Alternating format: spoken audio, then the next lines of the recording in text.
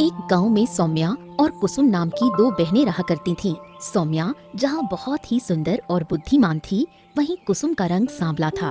वो बेहद सीधी सादी थी। दोनों एक गरीब किसान की बेटियां थीं। उनकी माँ और पिता सबसे अधिक प्रेम सौम्या से करते थे। एक दिन सौम्या के पिता केशव खेत से थके हारे घर लौटे। हाँ, आरती, तुमको हम बताएं, हमारी बिटिया सौम्या की सुंदरता के चर्चे तो दूर दूर तक के गांव में प्रसिद्ध होने लगे हैं। आज पता है, खेत में जमींदार आया रहा, बोला कि उसको हमारी पुत्री सौम्या बहुत पसंद है। मैंने सुना है जमींदार का पुत्र रतन बहुत ही सुंदर है। अगर जमींदार को हमारी पुत्री सौम्या इतनी पसंद है तो उससे कहो कि वो अपने पुत्र का विवाह हमारी बेटी सौम्या से कर दे। हमने भी जमींदार से यही कहा था, परंतु उसने कहा कि अगर मैं भी उसकी तरह धनवान होता तो वो सौम्या को जरूर अपने हवेली की बहू बनाता। ये सुनकर आरती उदास हो गई। तभी केशव हल्का मुस्कुराया। अरे उदास ना हो रे आरती, मुझे विश्वास है कि हमारी सौम्या एक न एक दिन हमारी गरीबी जरूर दूर कर देगी। वो सुंदर होने के साथ साथ बहुत बुद्धिमान भी है। आरती के होठों पर मुस्कुराहट आ गई। उसी समय केशव की दूसरी पुत्री कुसुम पानी लेकर आई। पिताजी, आप खेत में काम करते करते थक गए होंगे। मैं आपके लिए शीतल जल लेकर आई हूँ। इसे पीकर आपकी थकान दूर हो जाएगी। केशव ने बुरा सा मुंह बनाया और अपनी पुत्री कुसुम को देखा। पानी पीने के बाद उसने कुसुम से कहा, ओ बेटा जी, रे तुम भी अपनी कुछ बहन सौम्या से सीखो। एक सौम्या है जिसकी बुद्धिमानी और सुंदरता के चर्चे हर गांव में प्रसिद्ध है, और एक तुम हो देवी जी, जो बिल्कुल उसके विपरीत हो। हमेशा चुप रहती हो, और सुंदरता का तो क्या ही कहना, इतनी सुंदर भी नहीं हो। और तुम्हें भी रोज सच सवर कर रहना चाहिए और बुद्धिमानी के गुण सौम्या से सीखने चाहिए। कुसुम मुस्कुराने लगी। पिताजी, मनुष्य चाहे कुछ भी कर ले, लेकिन उसकी तकदीर में जो होता है वही उसे मिलता है। और फिर आपने तो सुना होगा, समय से पहले और तकदीर से अधिक कभी किसी को कुछ नहीं मिलता। ये सुनकर केशव चुप हो गया और वहाँ से चला गया। कुसुम अपने कक्ष में आ गई। तभी सौम्या वहाँ पहुँची, जो अक्सर कुसुम का मजाक उड़ाया करती थी। लूसी करके उनकी नजरों में चढ़ नहीं सकती, तुम्हें कोई प्रशंसा नहीं मिलने वाली। सौम्या, तुम्हारी गलत फहमी है।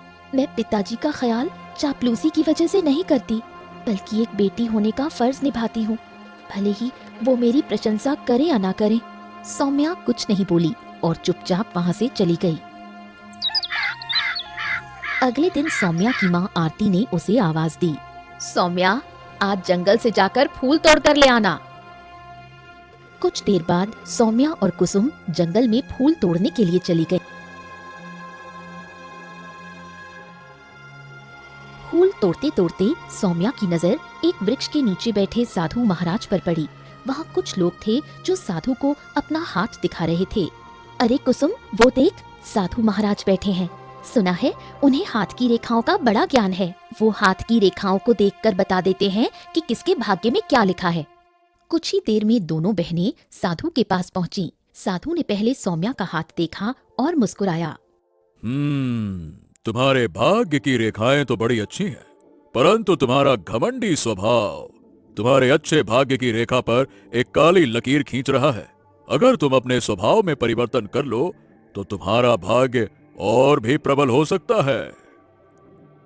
मैं सुंदर हूँ, बुद्धिमान हूँ, और सुंदर और बुद्धिमान होने पर मैं घमंड क्यों ना करूँ। खैर छोड़िए, मुझे तो मेरा भाग्य पहले से ही पता है।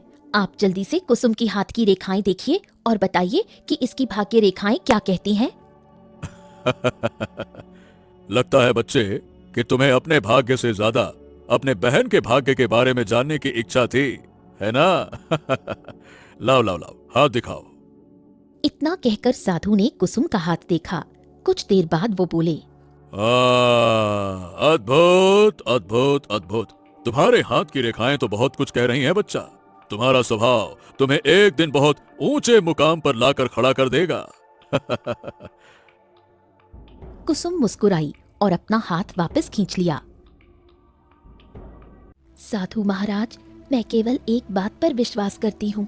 मेरी तकदीर में जो भी लिखा होगा वो मुझे मिलकर रहेगा और फिर समय से पहले और तकदीर से ज्यादा कभी किसी को कुछ नहीं मिलता। शानदार, जबरदस्त, वाह वाह वाह वाह वाह, बहुत अच्छे, अद्भुत अद्भुत। बेटा, तुम्हारे विचार तुम्हारे भाग्य की रेखाओं की तरह बहुत ही बलशाली हैं। वाह। ये सुनकर सौम्या हंसने लगी। साधु महाराज, शर्त लगाती हूँ ये हमेशा गरीब ही रहेगी। साधु कुछ नहीं बोले। कुछ देर बाद दोनों बहनें अपने घर लौट आईं। कुसुम अपने कक्ष में चली गई, जबकि सौम्या ने सारी घटना अपनी माँ और पिता को बताई। अरे बेटा, अगर तुम अपना हाथ साधु महाराज को ना भी दिखाती ना, तब भी हमें पता था कि तुम्हारा भाग्य बहुत ही ऊंचा होगा। अरे काहे कि तुम इस गांव की सबसे सुंदर और सबसे बुद्धिमान लड़की हो। अरे मेरी प्यारी बिटिया, आए हाय हाय हाय, किसी की नजर ना लग जाए। सौम्या फिर घमंड से मुस्कुराई और वहां से चली गई। अगले दिन सौम्या की माँ आरती अपनी दोनों बेटियों को बोली, सौम्या, कुसुम, आज फिर जंगल से फूल ले आओ, आज पूजा है। कुछ देर बाद सौम्या और कुसुम जंगल की ओर चली गईं और फूल तोड़ने लगी। तभी अचानक सौम्या की नजर एक वृक्ष पर बैठे हुए एक विचित्र पक्षी पर पड़ी, जो दोनों बहनों को घूर रहा था। अरे सौम्या, वो देख, वो पक्षी कितना विचित्र है। ऐसा पक्षी हमने कभी यहाँ नहीं देखा। हाँ, और ये तो हमें ऐसे देख रहा है जैसे हमें अच्छी तरह पहचानता हो। कुसुम के इतना कहते ही वो पक्षी मनुष्य की आवाज में बोल उठा, मैं कोई साधारण पक्षी नहीं हूँ, मैं एक मायावी पक्षी हूँ। ये सुनकर दोनों बहनें चौंक गईं। अगर तुम दोनों मेरी एक पहेली का अपनी बुद्धिमानी से सही उत्तर दे दोगी, तो मैं तुम्हें एक ऐसी जादुई वस्तु दूंगा जिससे तुम्हारा भाग्य बदल जाएगा। सौम्या तुरंत खुश हो गई। वहीं कुसुम शांत मुस्कान के साथ बोली, मुझे तुम्हारी पहेली जानने में कोई दिलचस्पी नहीं। मेरा भाग्य इतना कमजोर नहीं कि एक पहेली से बदल जाए। जो मेरी तकदीर में लिखा है वही मिलेगा। पक्षी कुछ देर कुसुम को देखता रहा, फिर सौम्या की ओर मुड़ा। क्या तुम्हारे यही विचार हैं? मेरी बहन मूर्ख है। उसकी मूर्खता के चर्चे पूरे गांव में प्रसिद्ध हैं। वो मौके का फायदा उठाना नहीं जानती, पर मैं जानती हूँ। मैं अपने गांव की सबसे बुद्धिमान लड़की हूँ। तुम अपनी पहेली पूछो, मैं जरूर सही उत्तर दूंगी। तो सुनो, मैं बिना पंख के उड़ता हूँ, बिना पैर के चलता हूँ, बिना मुंह के बोलता हूँ, बिना शरीर के दुनिया हिला देता हूँ। बताओ मैं कौन हूँ? इस पहेली का उत्तर है हवा, क्योंकि हवा बिना पंख उड़ती है, बिना पैर चलती है, बिना मुंह के आवाज पैदा करती है और तूफान बनकर दुनिया हिला देती है। वाकई तुम तो बहुत बुद्धिमान हो। अगले ही पल रंग बिरंगी किरणों के साथ सौम्या के सामने एक पत्थर प्रकट हुआ। ये लो, ये एक जादुई पत्थर है। याद रखना, इसका इस्तेमाल केवल एक बार कर सकती हो, सिर्फ एक बार। किसी भी वस्तु को सोने में बदल सकती हो, सिर्फ एक बार। उसके बाद ये पत्थर गायब हो जाएगा। इतना कहकर मायावी पक्षी रंग बिरंगी किरणों में गायब हो गया। सौम्या खुश होकर पत्थर उठाकर कुसुम के साथ घर लौटी और सारी घटना अपने माता पिता को बताई। अरे वाह वाह वाह वाह मेरी बेटी, अरे वाह वाह वाह, हाय हाय हाय मेरी बिटिया रानी, नजर ना लगे। देख कुसुम, अगर तू भी पहेली सुलझाती तो तेरे पास भी पत्थर होता। अरे धात, लेकिन तू है एक नंबर की मूर्ख की मूर्ख। क्या कहूँ अब मैं, समझा समझा के थक गया। पिताजी, मुझे अपनी तकदीर पर पूरा भरोसा है। पिताजी रहने दीजिए, अगर इससे पहले पहेली पूछी जाती तो ये उत्तर ही नहीं दे पाती। बेटा सौम्या, अब ये बताओ कि किस चीज को सोने का बनाया जाए ताकि हम बहुत अधिक धनवान बन जाएं? बताओ। सौम्या गहरी सोच में डूब गई और बोली, पिताजी आप ऐसा कीजिए, घर की सारी कीमती वस्तुएं बेच दीजिए। उनसे जो सिक्के मिलेंगे उन्हें एक बड़े बक्से में भर दीजिए। मैं एक ही बार में उस बक्से और सारे सिक्कों को सोने में बदल दूंगी। वाह वाह वाह वाह वाह, हाय हाय हाय, नजर ना लगे मेरी बुद्धिमान बेटी को। हाँ बेटा, यही करूँगा। हाँ। केशव ने तुरंत सामान बेच दिया, बहुत सारे सिक्के लेकर बक्से में भर दिए और सौम्या को दे दिया। हाँ, ये लो बेटा, ये बक्सा सिक्कों से भरा है, लो। सौम्या पत्थर उठाकर उस बक्से को स्पर्श करते हुए बोली, मैं चाहती हूँ ये बक्सा और इसके अंदर की हर वस्तु सोने की बन जाए। अगले ही पल रंग बिरंगी किरणों के साथ बक्सा सोने का बन गया और पत्थर गायब हो गया। सौम्या ने जैसे ही बक्सा खोला, अंदर के सारे सिक्के सोने के सिक्कों में बदल चुके थे। अरे वाह वाह वाह वाह मेरी पुत्री, तेरी वजह से हम धनवान बन गए। हाय हाय हाय हाय, नजर ना लगे मेरी बिटिया रानी को। पिताजी, अब आपकी गरीबी के दिन दूर हो गए। लेकिन केशव ने गुस्से से कुसुम को देखा। हाँ, गरीबी तो दूर हो गई, लेकिन हाँ, तू इस बक्से से दूर ही रहना। ये बक्सा सौम्या का है, इन सोने के सिक्कों पर उसी का अधिकार है, समझ लेना। रे रे रे, बड़ी बुद्धिमान है मेरी बिटिया रानी, नजर ना लगे इसको। कुसुम चुप रही और वहाँ से चली गई। कुछ समय बाद केशव गांव का सबसे धनी व्यक्ति बन गया। उसका टूटा फूटा घर अब एक आलीशान हवेली बन गया और अब वो कई खेतों का मालिक भी हो गया। एक दिन केशव अपनी हवेली में बैठा हुआ था कि तभी वहाँ जमींदार अपने पुत्र रतन के साथ आ पहुँचा। केशव जमींदार को देखकर खुश हो गया। केशव भाई, तुम्हें याद होगा कि मैंने तुमसे कहा था कि तुम्हारी पुत्री सौम्या मुझे बहुत पसंद है, लेकिन उस समय तुम धनवान नहीं थे, इसलिए मैं उसे अपनी बहू नहीं बना पाया। लेकिन हाँ, अब परिस्थितियां बदल चुकी हैं। मैं अपने पुत्र रतन के लिए सौम्या का हाथ मांगने आया हूँ। अरे, मुझे कब से आप ही का इंतजार था जमींदार जी। ये रिश्ता मुझे मंजूर है, मंजूर है, मंजूर है। ठीक है, मैं अपनी पुत्री सौम्या का विवाह धूमधाम से करूंगा। जमींदार और रतन खुश होकर वहाँ से चले गए। कुछ देर बाद कुसुम आकर खड़ी हो गई। पिताजी, आपको सौम्या का विवाह जमींदार के बेटे से नहीं करना चाहिए। जमींदार ने सौम्या की सुंदरता देखकर नहीं, आपका धन देखकर ये रिश्ता किया है। अरे, जब तेरे अंदर दिमाग है नहीं तो चलाती काहे को है? नहीं तो कितनी बार कहा है कि इन सब मामलों में दखल मत दिया करो। फालतू की राय किसी ने नहीं पूछी तेरी, अपने काम से काम रख। इतने में सौम्या वहाँ आ गई। ये क्यों नहीं कहती कि तू जल गई है? मेरा रिश्ता ऊंचे घराने में हो रहा है, इसलिए तुझसे बर्दाश्त नहीं हुआ। सौम्या, तुम कैसी बातें कर रही हो? मैं तुम्हारी सगी बहन हूँ। तुम्हारी खुशी देखकर मैं खुश होती हूँ। मैं तुमसे क्यों जलूंगी? क्योंकि ना तुम मुझसे ज्यादा सुंदर हो, ना ज्यादा बुद्धिमान, और अब तुम सह नहीं पा रही कि जमींदार स्वयं रिश्ता लेकर आया है। गलतफहमी का कोई इलाज नहीं होता। अगर तुम ऐसा ही सोचती हो तो मैं क्या कर सकती हूँ? कुसुम चुपचाप वहाँ से चली गई। कुछ समय बाद सौम्या का विवाह रतन के साथ धूमधाम से संपन्न हुआ और वो जमींदार की हवेली में चली गई। समय बीतता गया। एक दिन आरती ने केशव से कहा, अब कुसुम का क्या करेंगे? वो भी जवान है, उसके लिए भी कोई अच्छा वर तलाशना होगा। अब जमींदार तो सौम्या के लिए खुद ही चल कर आया था, पर कुसुम के लिए तो अभी तक कोई रिश्ता आया ही नहीं, और आएगा भी कैसे? एक तो वो बहुत ही साधारण दिखती है, दूसरा बुद्धिमान भी नहीं है सौम्या जैसी। क्या कहूँ इसको मैं।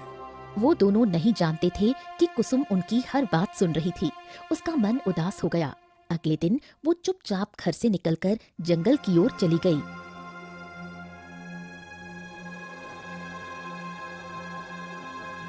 कुसुम एक वृक्ष के नीचे बैठकर रोने लगी।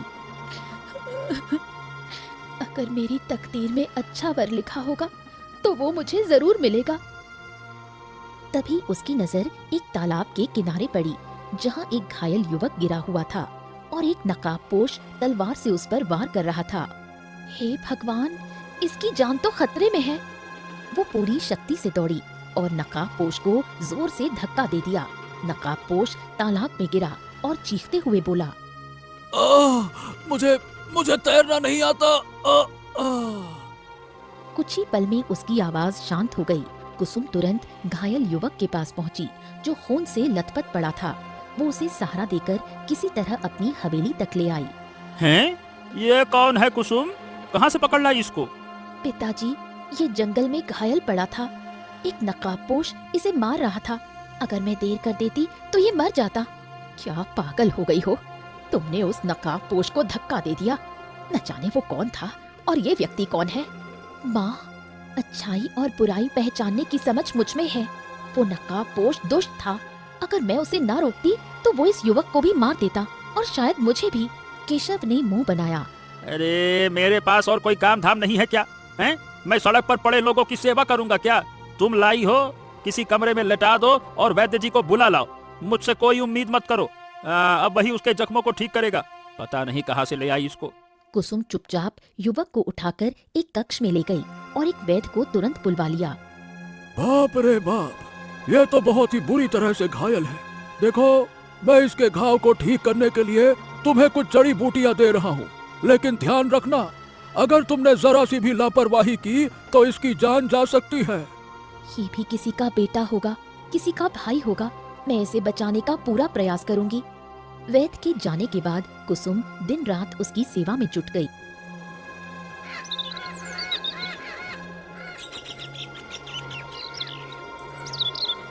कुछ दिनों बाद युवक होश में जो मेरा धन छीनने का प्रयास कर रहा था। देखो, मैं राज्य में मजदूरी करके अपने गांव जा रहा था कि तभी उस नकाबपोश ने मुझे घेर लिया और उसके बाद की कहानी तो तुम जानती हो। चलो, अच्छा है कि तुम्हारी जान बच गई। कुछ दिन बाद आदित्य पूरी तरह से स्वस्थ हो गया, लेकिन कुसुम मन ही मन उससे प्रेम करने लगी थी। एक दिन केशव आदित्य से बोला। हाँ भाई, मेरी पुत्री कुसुम ने बताया कि तुम एक गरीब मजदूर हो और मजदूरी करके लौट रहे थे और डाकू तुम्हारा धन छीनना चाहता था। अब जब तुम ठीक हो गए हो तो अपने घर वापस कब जा रहे हो कि यहीं अब रहने का इरादा है? नहीं नहीं नहीं नहीं, मैं आज ही निकल जाऊंगा, माफ कीजिएगा। तभी अचानक रतन और सौम्या हवेली में आ पहुँचे। पिताजी, मैं और मेरे पति कुछ दिनों के लिए यहाँ रहने आए हैं। हाँ, ये तो बहुत अच्छी बात है बेटा। नजर ना लगे मेरी बिटिया रानी को। हाँ, मुझे पता लगा कि तुम एक सड़क पर पड़े हुए राहगीर को उठा लाई और दिन रात उसकी सेवा में जुटी हुई हो। तो मैं आपसे विदा लेना चाहता हूँ, लेकिन जाने से पहले आपसे एक बात करना चाहता हूँ। हाँ हाँ, बोलो बोलो, क्या बात है? देखिए, मुझे आपकी पुत्री कुसुम से प्रेम हो गया है। मैं कुसुम का हाथ आपसे मांगना चाहता हूँ। मैं उससे मन ही मन प्रेम करने लगा हूँ। ये सुनकर केशव चौंक गया। उसकी नजरें कुसुम पर टिक गईं। मैंने आदित्य की लंबे समय तक सेवा की है। मैं भी आदित्य से प्रेम करने लगी हूँ। मुझे आदित्य से विवाह करने में कोई आपत्ति नहीं। अरे तुझमें बुद्धि बिल्कुल नहीं है क्या? पागल हो गई है क्या? एक साधारण मजदूर है ये, अपना पेट नहीं पाल पाता। डाकू इसके पीछे पड़े हैं, सारा जीवन गरीबी में कटेगा। प्रेम हो गया है, प्रेम हो गया है। मुझे अपनी तकदीर पर पूरा भरोसा है। पिताजी, कर दीजिए विवाह। वैसे भी इसके लिए अच्छे रिश्ते आ नहीं रहे। जीवन भर कुंवारी बैठने से बेहतर है कि ये किसी मजदूर के ही पल्ले बन जाए। आदित्य और कुसुम का विवाह मंदिर में साधारण तरीके से कर दिया गया। सौम्या विवाह के वक्त भी कुसुम का मजाक उड़ाती रही।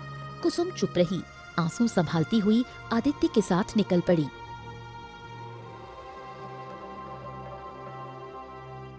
हाँ, क्यों कुसुम, कहीं तुम्हें अपने फैसले पर पछतावा तो नहीं हो रहा? बिल्कुल नहीं। कुछ देर बाद आदित्य उसे गहरे जंगल से होते हुए एक राज्य की ओर ले गया। ये तो महल है। तभी एक सैनिक भागता हुआ पहुंचा।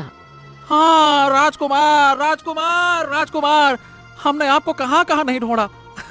आप नहीं जानते हमें कितनी खुशी हो रही है आपको जीवित देखकर। आइए आइए आइए आइए। कुसुम स्तब्ध रह गई, उसकी सांसें थम गईं। हाँ, मैं राजकुमार हूँ, राजकुमार आदित्य। और जो नकाबपोश मुझे मार रहा था वो मेरा मंत्री था। उसने छल से मेरे पिता की हत्या कर दी और मुझे भी मारने आया था। कुसुम, अगर तुम ना होती ना तो वो अपने मकसद में सफल हो जाता। तुमने मेरी जान बचाई। ये सुनकर कुसुम चौंक गई और राजकुमार आदित्य से बोली, तो आपने मुझे पहले क्यों नहीं बताया? राजकुमार आदित्य मुस्कुराते हुए बोला, मैं देखना चाहता था कि तुम्हारे मन में मेरे प्रति सच्चा प्रेम है या फिर नहीं।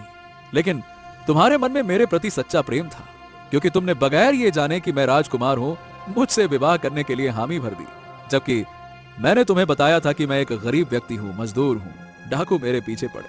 मुझे एक ऐसी ही लड़की की तलाश थी जो मुझसे प्रेम करे, ना कि राजकुमार से जिसके पास राजपाट धन दौलत है। जो मेरे दिल से प्रेम करे वो मुझे चाहिए थी, और वो तुम हो कुसुम।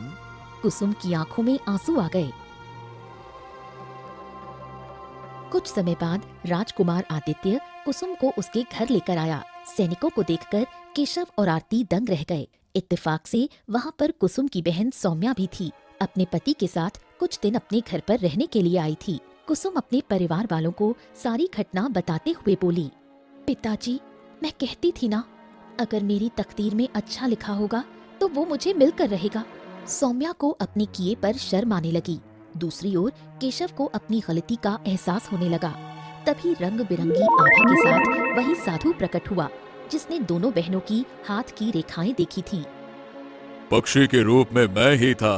मैंने तुम दोनों की परीक्षा ली थी। मैंने कहा था ना, अगर तुम अपने स्वभाव को बदल लोगी तो तुम्हारा भाग्य और आगे जाएगा, पर तुमने नहीं माना। इसके विपरीत कुसुम ने अपना स्वभाव अच्छा रखा, घायल युवक की सच्चे मन से सेवा की, ये जाने बिना कि वो एक राजकुमार है, और देखो वो एक राजकुमारी बन गई। इतना कहकर साधु उसी तरह गायब हो गया। कुछ दिनों बाद कुसुम अपने पति राजकुमार आदित्य के साथ अपने महल लौट गई और कुसुम की तकदीर ने सच साबित कर दिया कि समय से पहले और तकदीर से ज्यादा किसी को कभी कुछ नहीं मिलता।